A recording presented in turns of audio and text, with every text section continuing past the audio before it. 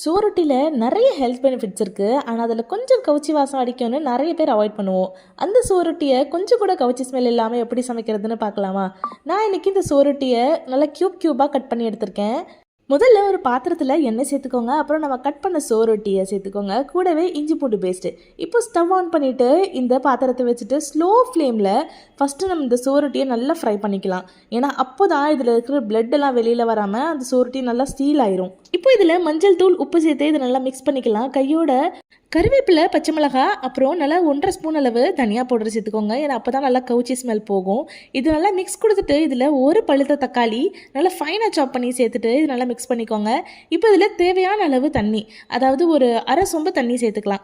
சேர்த்துட்டு 15 to 20 minutes இல்லை 25 minutes அளவு குக் பண்ணி எடுத்திங்கன்னா சோரொட்டி நல்லா வெந்துடும். இதை நல்லா ட்ரை பண்ணிக்கோங்க. கொஞ்சம் செமி கிரேவி அளவுக்கு நல்லா திக்காக இருக்கணும், அந்த அளவுக்கு ட்ரை பண்ணிக்கலாம். கடைசியாக கரம் மசாலா, அப்புறம் கொஞ்சமாக பெப்பர் தூள் சேர்த்துட்டு கடைசியாக கொத்தமல்லி தூவி இறக்கி விட்டிங்கன்னா ஒரு சூப்பரான சோரொட்டி ரெடி.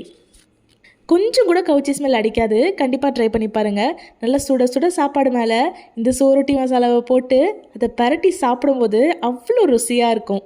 நிறைய ஹெல்த் பெனிஃபிட்ஸ் இருக்கிற டிஷ் இது. கண்டிப்பாக ட்ரை பண்ணி பாருங்கள். தேங்க்ஸ் ஃபார் வாட்சிங். சோரொட்டியில் நிறைய ஹெல்த் பெனிஃபிட்ஸ் இருக்குது. ஆனால் அதில் கொஞ்சம் கவுச்சி வாசம் அடிக்கும்னு நிறைய பேர் அவாய்ட் பண்ணுவோம். அந்த சோரொட்டியை கொஞ்சம் கூட கவுச்சி ஸ்மெல் இல்லாமல் எப்படி சமைக்கிறதுன்னு பார்க்கலாமா? நான் இன்றைக்கி இந்த சோரொட்டியை நல்லா க்யூபாக கட் பண்ணி எடுத்திருக்கேன். முதல்ல ஒரு பாத்திரத்தில் எண்ணெய் சேர்த்துக்கோங்க. அப்புறம் நம்ம கட் பண்ண சோரொட்டியை சேர்த்துக்கோங்க. கூடவே இஞ்சி பூண்டு பேஸ்ட்டு.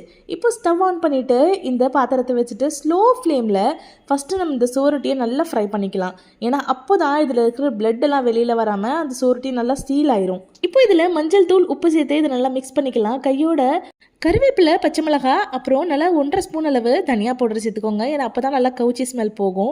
இது நல்லா மிக்ஸ் கொடுத்துட்டு இதில் ஒரு பழுத்த தக்காளி நல்லா ஃபைனாக சாப் பண்ணி சேர்த்துட்டு இது நல்லா மிக்ஸ் பண்ணிக்கோங்க. இப்போ இதில் தேவையான அளவு தண்ணி, அதாவது ஒரு அரை சொம்பு தண்ணி சேர்த்துக்கலாம். சேர்த்துட்டு 15 to 20 மினிட்ஸ் இல்லை 25 மினிட்ஸ் அளவு குக் பண்ணி எடுத்திங்கன்னா சோரொட்டி நல்லா வெந்துடும். இதை நல்லா ட்ரை பண்ணிக்கோங்க. கொஞ்சம் செமி கிரேவி அளவுக்கு நல்லா திக்காக இருக்கணும், அந்த அளவுக்கு ட்ரை பண்ணிக்கலாம். கடைசியாக கரம் மசாலா, அப்புறம் கொஞ்சமாக பெப்பர் தூள் சேர்த்துட்டு கடைசியாக கொத்தமல்லி தூவி இறக்கி விட்டிங்கன்னா ஒரு சூப்பரான சோரொட்டி ரெடி.